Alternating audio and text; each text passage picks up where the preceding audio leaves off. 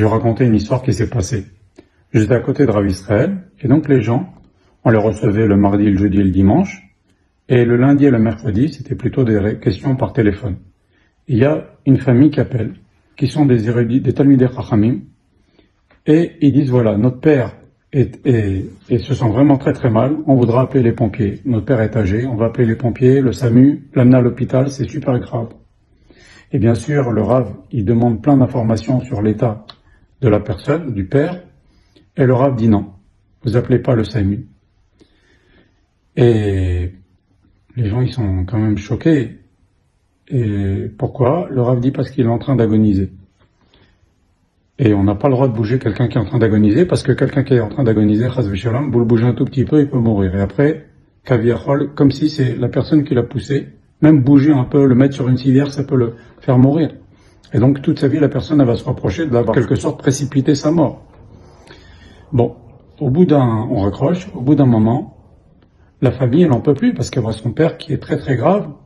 Et les enfants, ils nous appellent, ils étaient grands, c'était des personnes qui avaient 30 ans, 40 ans, qui étudiaient à Torah. Et qui appelle et dit voilà, non, il n'est pas en train d'agoniser, non, on va appeler le SAMU. Et Rav Israël dit non, vous appelez pas le SAMU, non, vous appelez pas le SAMU. Bon, on raccroche. Au bout d'un moment, il rappelle, même histoire, le Rav dit non, vous appelez pas le SAMU. Et à la fin, Rav Israël, il me dit de décrocher le téléphone. Donc je décroche le téléphone.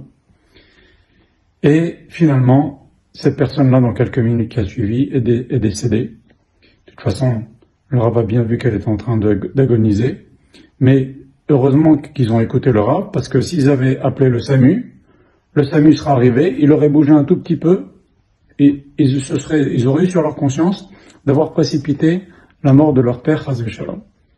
Et après, la famille n'a pas arrêté de remercier Rav Israël de leur avoir tenu tête. Comme ça, au moins, ils n'ont pas précipité la mort de leur père, chas v'shalom. Maintenant, quand j'ai décroché le téléphone à la demande de Rav Israël. Il me demande, Rav Israël, est-ce que tu trouves que je suis cruel? Et moi, je lui ai répondu, non, Rav Israël, moi, je ne trouve rien, je suis là pour apprendre.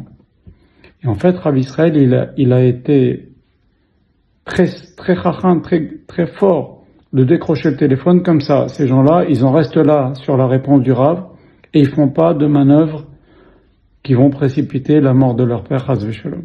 Alors, on avait des questions dures, la vérité, parce que quand les gens ils arrivaient chez Rav Israël, c'est parce que leur Rav,